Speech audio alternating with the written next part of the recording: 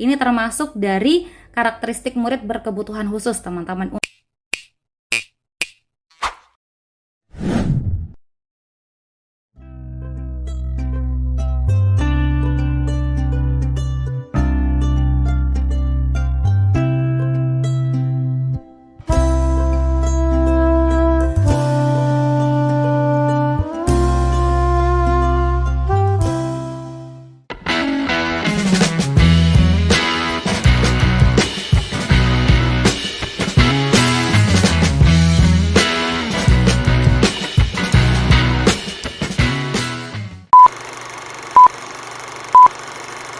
Assalamualaikum warahmatullahi wabarakatuh. Terima kasih karena kalian sudah klik video ini. Selamat datang di channel aku. Salam kenal, aku Lili Hernawati. Teman-teman, kali ini kita akan kembali membahas mengenai beberapa prediksi soal untuk seleksi P3K tahun 2023.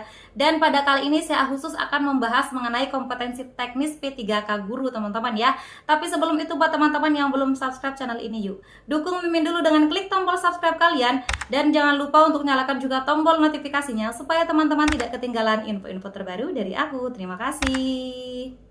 Oke teman-teman, sebelum kita mulai ke prediksi soal, di sini saya mau ingatkan dulu mengenai tes apa sih yang akan diujikan untuk PPPK Guru tahun 2023.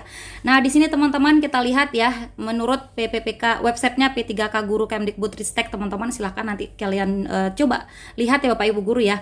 Nah, di sini kita lihat seleksi kompetensi penilaian situasi kerja sederhana yang biasa disebut dengan SJT, teman-teman ya, yang viral disebut dengan SJT.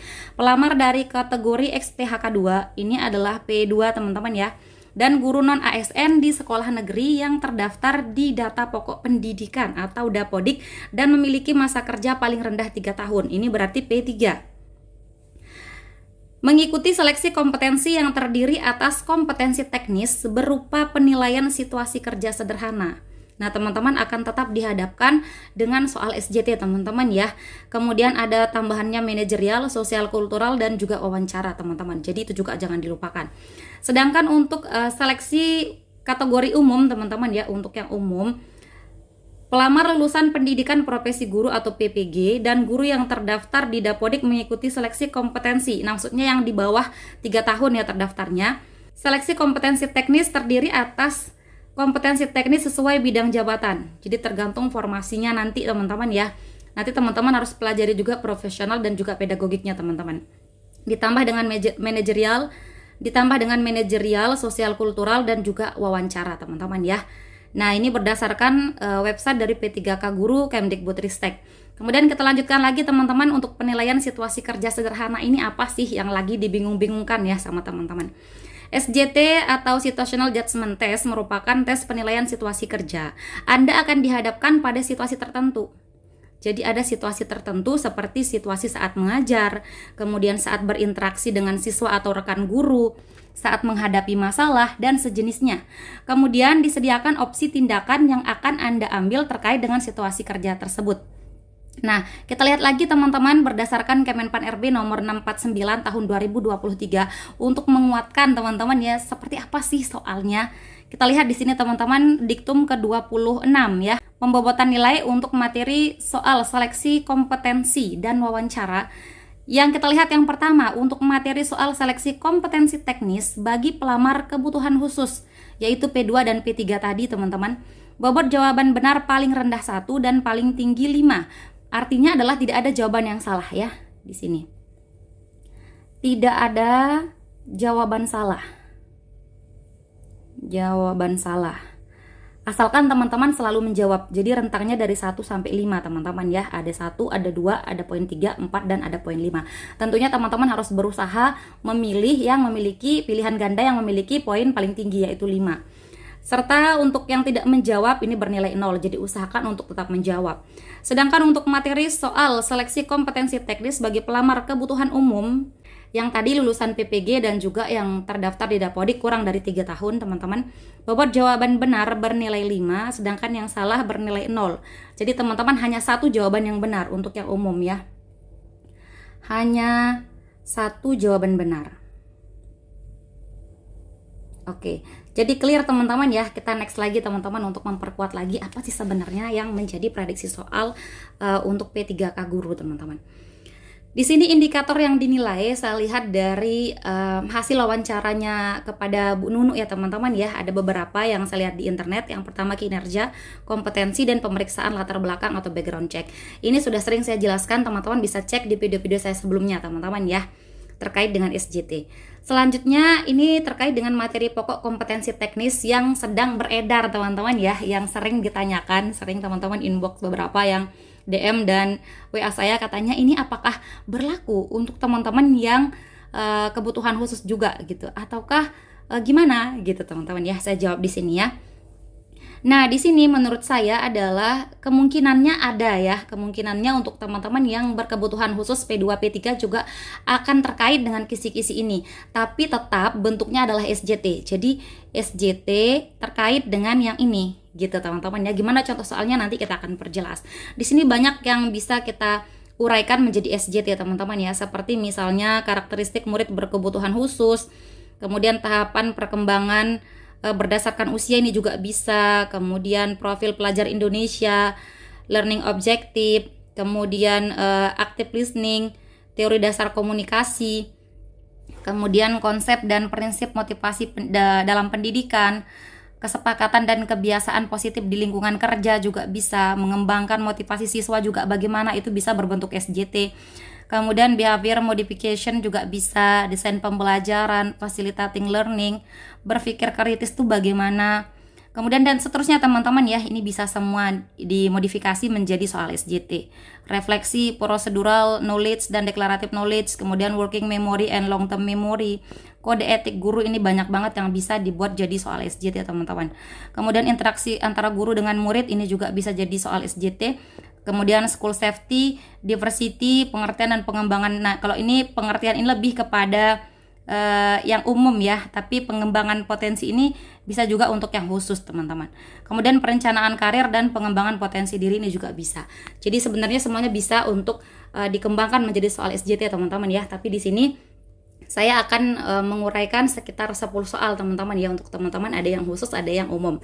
Jadi buat teman-teman yang P2, P3 maupun P4 jangan kemana-mana, kita langsung ke contoh soal yang pertama. Fadil adalah guru baru di sebuah sekolah. Ia sangat senang dengan pekerjaannya. Menurutnya, guru adalah orang yang memiliki tugas yang mulia. Saat pertama mengajar di kelas 10, ia meminta salah seorang murid untuk menyampaikan pendapat terkait pembelajaran yang sedang berlangsung. Akan tetapi anak tersebut hanya tertawa menyambut permintaan Fadil. Hal ini tidak biasa dialami Fadil di tempat mengajar sebelumnya. Jika Anda adalah Fadil, maka A. Saya memintanya untuk bersikap sopan pada saya. B. Saya menasehatinya untuk berbuat baik pada guru, kemudian memintanya menyampaikan pendapatnya kembali. C. Saya mendekatinya dan memintanya berpendapat dengan lebih pelan dan ramah. D. Saya mengulangi permintaan saya hingga ia mau berpendapat. Atau yang E. Saya dengan tegas memintanya berpendapat agar ia tidak meremehkan saya. Gimana teman-teman jawabannya menurut teman-teman? Apakah yang A, B, C, atau D? Jika teman-teman sudah menjawab, kita akan bahas bersama teman-teman ya. Di sini kita lihat ya kata kuncinya di mana sih? Anak tersebut hanya tertawa, katanya ya, menyambut permintaan Fadil. Nah, berarti ada sesuatu yang tidak biasa ya teman-teman ya, seperti yang dikatakan di sini. Tidak biasa dialami oleh Fadil di tempat dia mengajar sebelumnya. Nah, bagaimana sih tindakan seorang guru harusnya teman-teman? A. Saya memintanya untuk bersikap sopan pada saya.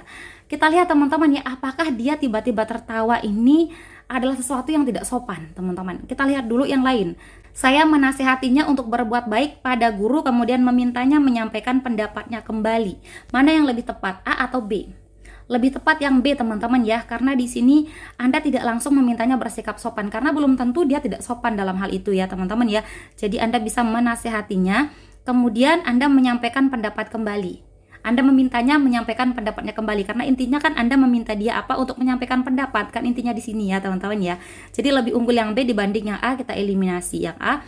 Kemudian yang C, saya mendekatinya dan memintanya berpendapat dengan lebih pelan dan ramah, katanya. Mana yang lebih tepat, B atau C? Lebih tepat yang C teman-teman ya. Kenapa? Karena di sini ada kemungkinan bahwa anak tersebut berkebutuhan khusus teman-teman ya, ada kemungkinannya. Jadi sebagai seorang guru, karena kita belum tahu apakah anak ini ada kebutuhan khususnya atau tidak, Jadi Anda bisa mendekatinya, kemudian Anda bisa memintanya kembali berpendapat ya dengan lebih pelan dan lebih ramah gitu caranya. Teman-teman sebagai guru tuh harus benar-benar mengayomi teman-teman ya, benar-benar mengayomi. Jadi yang C ini lebih tepat dibanding yang B ya teman-teman. Kemudian yang D, saya mengulangi permintaan saya hingga ia mau berpendapat. Ini seperti Anda memaksakan kehendak ya. Padahal kita itu mengajar sekarang itu harus berdasarkan karakteristik setiap siswa. Jadi kita harus menyesuaikan diri, tidak memaksakan kehendak ya. Kita yang menyesuaikan diri dengan para murid, bukan para murid yang menyesuaikan diri dengan kita. Jadi yang D ini tidak tepat teman-teman. Kemudian yang E, saya dengan tegas memintanya berpendapat agar ia tidak meremehkan saya. Nah di sini kita lihat kata agar dia tidak meremehkan saya, berarti ini adalah kelemahan teman-teman ya. Kelemahan Anda apa? Anda berpikir negatif. Anda berpikir negatif gitu teman-teman. So di sini yang paling tepat yang memiliki poin paling tinggi adalah yang C ya. Poinnya 5. Kemudian yang memiliki poin 4 itu B, poin 3 ada di A, kemudian poin 2 ada di D, dan poin 1 ada di E. Seperti itu teman-teman ya. Ini termasuk dari karakteristik murid berkebutuhan khusus teman-teman. Soalnya ini untuk formasi khusus yaitu P2, P3 teman-teman ya. Kita lihat sedikit teman-teman ya mengenai materi karakteristik murid berkebutuhan khusus teman-teman. Yang pertama bisa jadi dia berkebutuhan sensorik. Tanda-tandanya adalah keterbatasan penglihatan dan pendengaran. Kemudian gangguan sensorik seperti autisme yang mempengaruhi persepsi sensorik, sensitivitas tinggi terhadap rangsangan sensorik. Kemudian yang kedua ada yang berkebutuhan perilaku atau emosional. Gangguan perilaku seperti ADHD, kemudian gangguan emosional seperti kecemasan, depresi, dan gangguan makan. Ini teman-teman juga harus perhatikan ya. Kesulitan dalam mengatur emosi dan perilaku ini biasanya anak-anak yang kadang-kadang tantrum ya teman-teman ya, meskipun di sekolah juga ada yang bertindak seperti itu ya. Ini termasuk kebutuhan khusus teman-teman. Kemudian selanjutnya kebutuhan intelektual atau pembelajaran. Ini ciri-cirinya adalah keterlambatan perkembangan intelektual, kemudian kesulitan dalam memahami atau memproses informasi, gangguan belajar seperti disleksia atau diskalkulia, kecerdasan tinggi yang memerlukan pendekatan pembelajaran yang lebih matang. Kemudian ada banyak lagi teman-teman, kita lihat ada kebutuhan sosial atau komunikasi, gangguan perkembangan sosial seperti autisme, kesulitan dalam berinteraksi sosial dan berkomunikasi dengan orang lain, kesulitan dalam memahami norma sosial dan etika. Selanjutnya adalah kebutuhan bahasa dan komunikasi, keterlambatan perkembangan bicara dan bahasa, kesulitan dalam berbicara, mendengarkan, atau berkomunikasi secara verbal. Selanjutnya, kebutuhan khusus lainnya, ini ada kebutuhan pendidikan alternatif seperti pendidikan inklusif atau pendidikan khusus, kebutuhan medis yang memerlukan perawatan atau peralatan khusus, dan kebutuhan dukungan psikologis atau konseling. Nah, ini hanya beberapa teman-teman yang bisa saya sampaikan terkait dengan karakteristik murid berkebutuhan khusus teman-teman ya. Nanti coba teman-teman bantu saya komen di kolom komentar kira-kira contoh soal yang tadi itu termasuk dengan murid yang berkebutuhan khusus di bidang apa teman-teman. Oke, kita next teman-teman ke soal yang berikutnya. Soal yang nomor 2 ini untuk teman-teman yang P4 ya teman-teman ya. Vidya adalah salah satu murid baru di kelas, murid baru ini teman-teman ya, bukan murid baru di kelas 3 sekolah dasar. Anda adalah guru yang mengampu kelas Vidya. Anda memperhatikan gerak-geriknya yang berbeda dari yang lainnya. Ia memiliki kemampuan berbicara yang lebih lambat dari yang lain. Nah ini, kemampuan berbicaranya lebih lambat. Kemudian kesulitan dalam mengingat dan mempelajari nama serta bunyi abjad. Dan ia sering terbalik dalam menuliskan kata. Misalkan tulisan kaki ditulisnya ikak misalkan ya, misal teman-teman. Kemudian menurut Anda Vidya mungkin adalah siswa apa gitu teman-teman ya, berkebutuhan A sensorik, kemudian B intelektual, C sosial, D bahasa, atau yang E berkebutuhan fisik teman-teman. Silahkan coba teman-teman pause dan coba dijawab teman-teman ya. Oke teman-teman, jika sudah teman-teman siapa nih yang tahu ini ciri-ciri murid yang berkebutuhan apa teman-teman. Nah ini adalah bentuk dari disleksia teman-teman ya, teman-teman yang disleksia.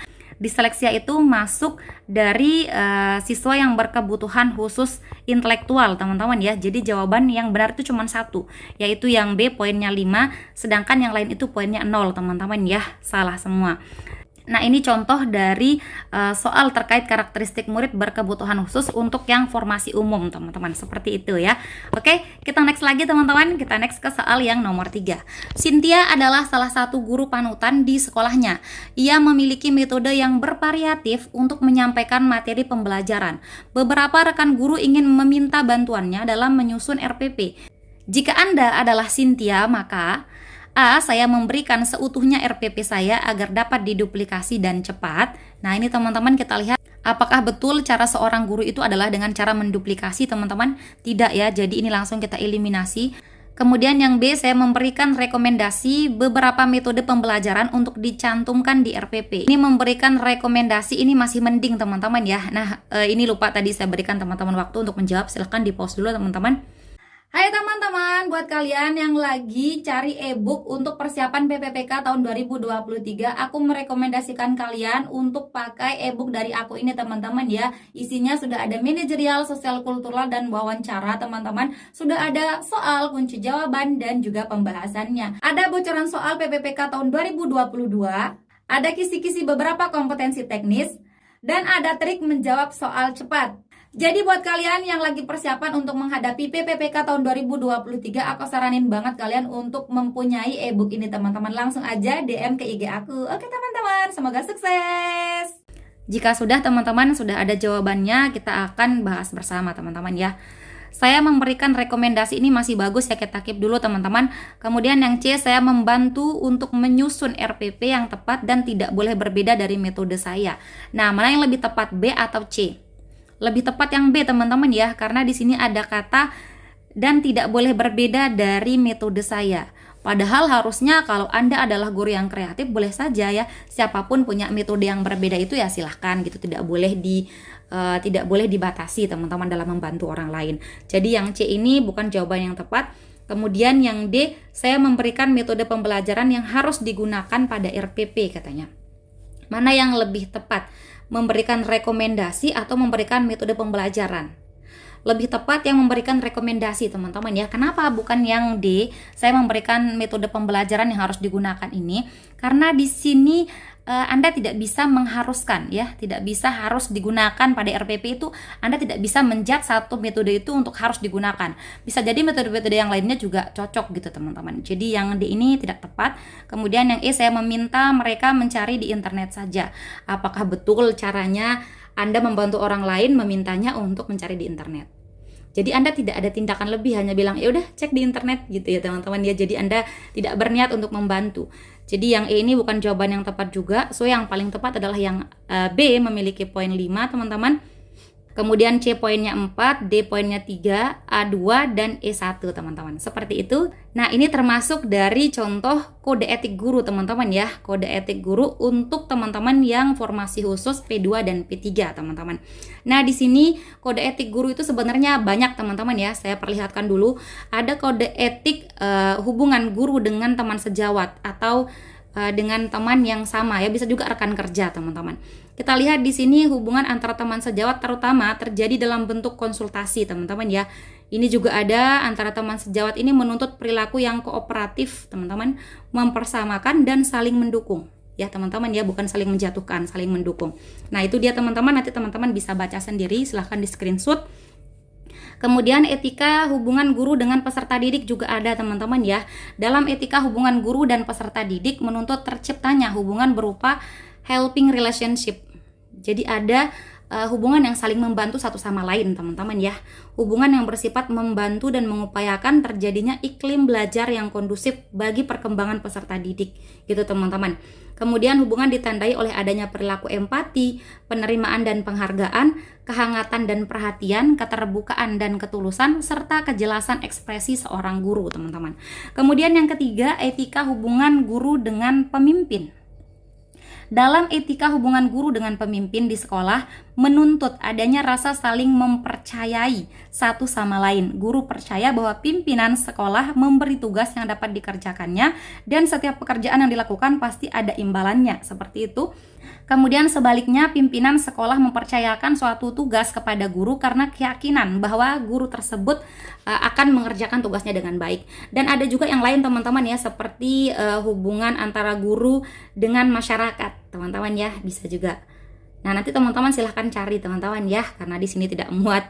Oke, kita next lagi untuk contoh soal teman-teman yang formasi umum, teman-teman. Guru mengupayakan iklim pembelajaran yang kondusif bagi peserta didik.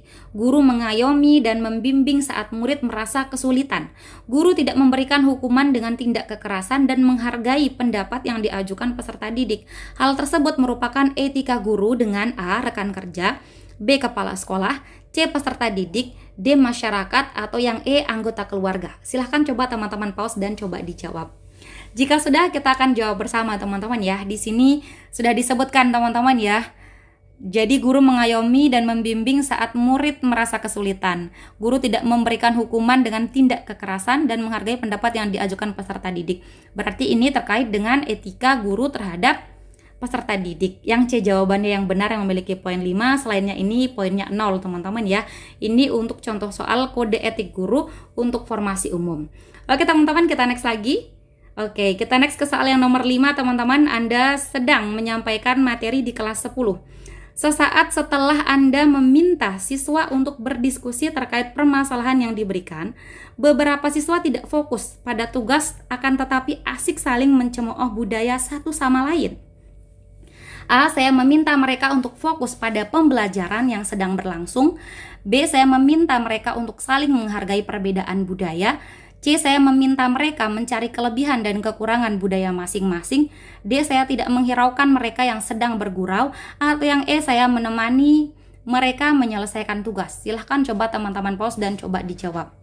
Jika sudah, kita akan jawab bersama teman-teman ya. Ini terkait dengan apa sih diversity ya.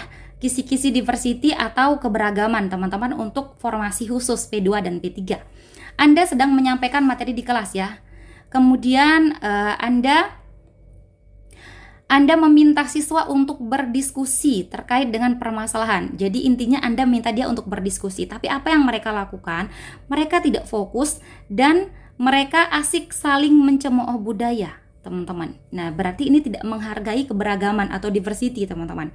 Saya meminta mereka untuk fokus pada pembelajaran yang sedang berlangsung. Ini bagus, teman-teman ya. Kenapa? Karena mereka itu tidak fokus. Jadi Anda memintanya untuk fokus. Oke ya, teman-teman ya. Kita lihat dulu yang lain. B. Saya meminta mereka untuk saling menghargai perbedaan budaya. Mana lebih tepat, A atau B? Lebih tepat yang B, teman-teman ya. Kenapa? Karena di sini inti permasalahannya adalah mereka saling mencemooh budaya, teman-teman. Jadi Anda tidak bisa menghiraukan itu. Anda harus meminta mereka untuk saling menghargai perbedaan.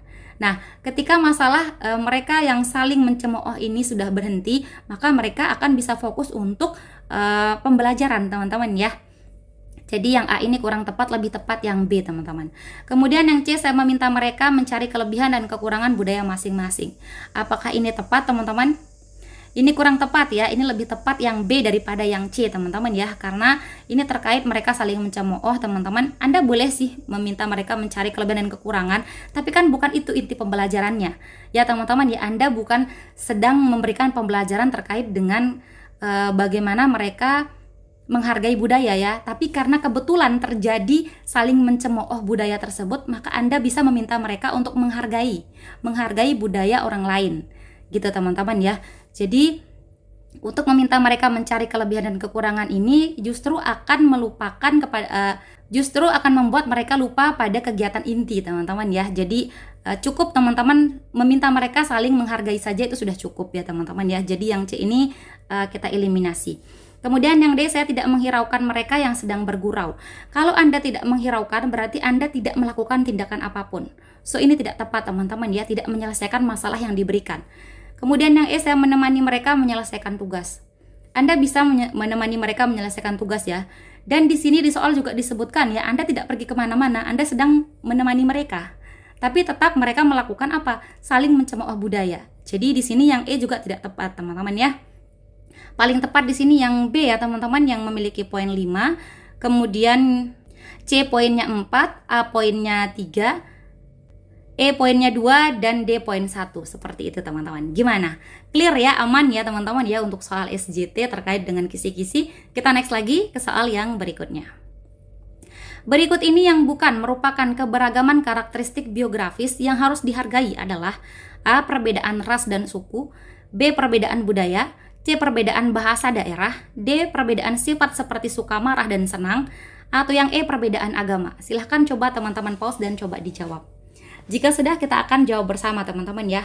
Di sini yang bukan, hati-hati ya, ada kata bukan merupakan keberagaman karakteristik biografis yang harus dihargai.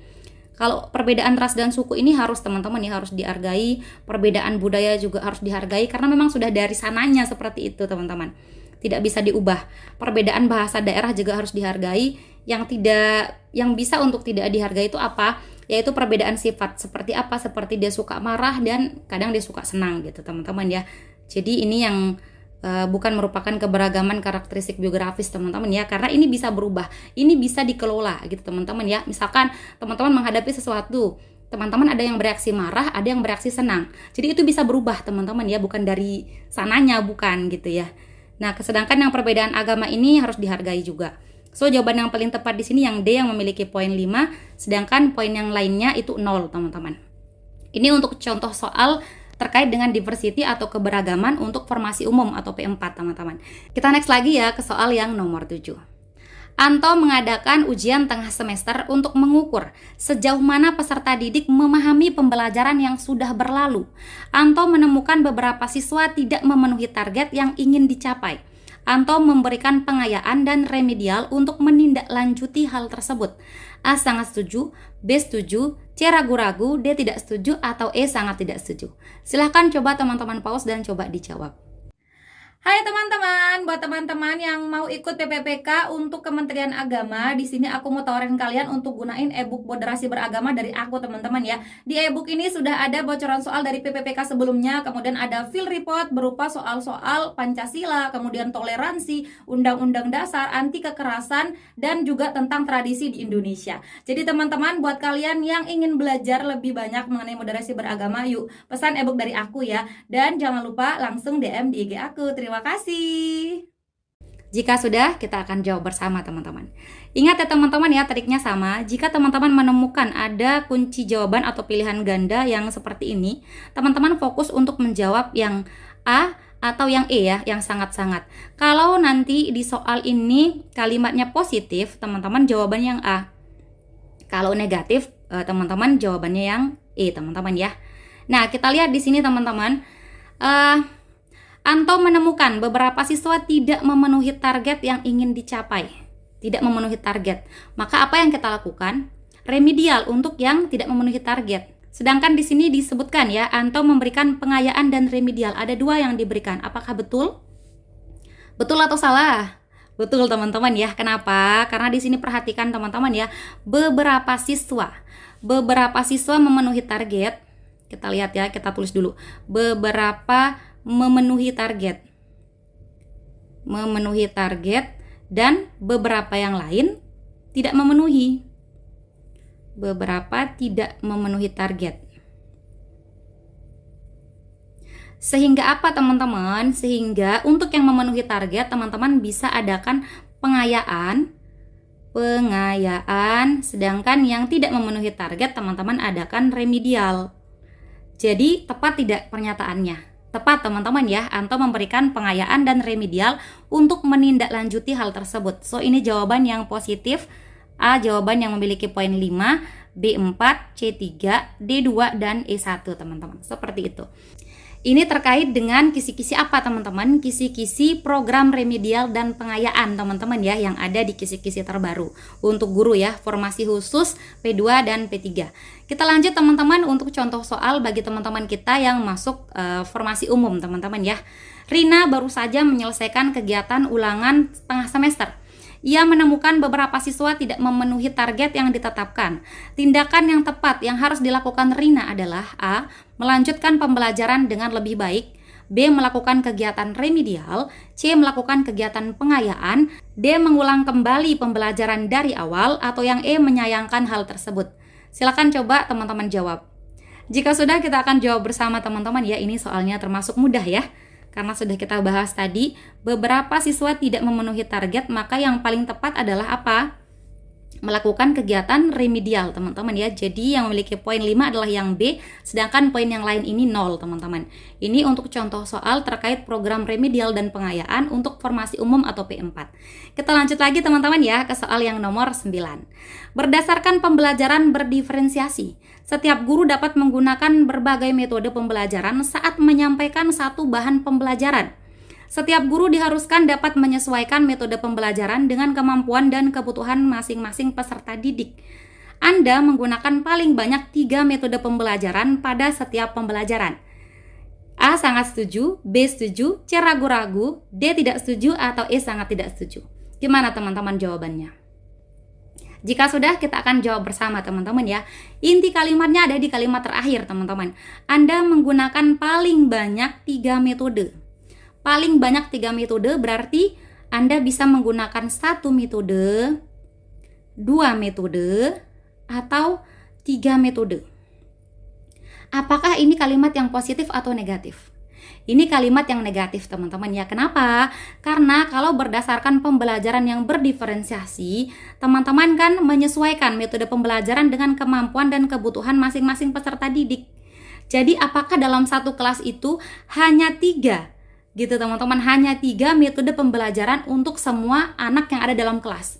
Padahal belum tentu ya, bisa jadi nanti siswa teman-teman atau peserta didiknya itu banyak, 30 orang, 40 orang di dalam satu kelas. Jadi tidak mungkin teman-teman hanya menggunakan paling banyak 3 metode. Kalau misalkan di soal ini mengatakan bahwa Anda menggunakan paling sedikit 3 metode, maka itu bisa bernilai positif. Tapi karena di sini paling banyak 3 metode, maka ini adalah nilainya negatif teman-teman ya. Kalau negatif, jawaban paling tepat itu yang E yang memiliki poin 5, D4, C3, B2, dan A1. Seperti itu. Oke, ini terkait dengan apa sih teman-teman? Ini terkait dengan differentiated learning untuk formasi khusus teman-teman. Salah satu kisi-kisi yang tercantum di materi pokok yang tersebar teman-teman ya, differentiated learning ini. Nanti teman-teman bisa baca-baca ya. Kita lanjut contoh soal untuk yang formasi umum teman-teman. Pembelajaran yang dikembangkan untuk merespon kebutuhan murid dalam belajar yang bisa berbeda-beda, meliputi kesiapan belajar, minat, potensi atau gaya belajarnya disebut dengan A. Pembelajaran kontekstual, B. Pembelajaran berdasarkan budaya, C. Pembelajaran berdiferensiasi, D. Pembelajaran berdasarkan output, atau E. Semuanya benar. Gimana teman-teman jawabannya? Ini sudah kita bahas tadi teman-teman ya. Untuk merespon kebutuhan murid dalam belajar bisa berbeda-beda. Katanya ada yang meliputi kesiapan belajar, minat, potensi, gaya belajarnya. Nah ini karena berbeda-beda, jadi ini terkait dengan pembelajaran berdiferensiasi atau differentiated learning teman-teman ya, yang C memiliki poin 5, yang selainnya itu 0. Ini untuk contoh soal teman-teman yang formasi umum. Seperti itu teman-teman. Gimana teman-teman, sudah ada pencerahan ya teman-teman ya. Oke teman-teman, jika kalian mau soal-soalnya lebih banyak lagi, silahkan saya dengan cara apa? Jangan lupa like dulu videonya teman-teman ya, di like. Tekan dulu jempolnya. Kemudian teman-teman jangan lupa untuk komen juga di kolom komentar. Komen apa saja ya teman-teman ya. Teman-teman next mau kita bahas kisi-kisi yang mana untuk teman-teman yang SJT maupun yang umum. Teman-teman komen di kolom komentar. Kemudian yang terakhir teman-teman, saya minta tolong untuk teman-teman share video ini ke teman-teman kalian yang lain, supaya makin banyak teman-teman yang nonton video saya dan saya makin semangat untuk membuat video baru. Oke teman-teman, terima kasih. Semoga bermanfaat. Bye-bye. Oke teman-teman, sekian dulu video kita kali ini. Terima kasih untuk partisipasi kalian dan terima kasih juga karena teman-teman sudah menonton video ini sampai akhir. Jika menurut teman-teman video ini bermanfaat, jangan lupa dukung Mimin dengan klik like, komen, subscribe, dan nyalain juga tombol loncengnya. Dan jangan lupa untuk share video ini ke teman-teman kalian yang lain supaya manfaatnya tidak berhenti di kalian. Oke teman-teman, terima kasih. See you next time and bye-bye. Assalamualaikum warahmatullahi wabarakatuh.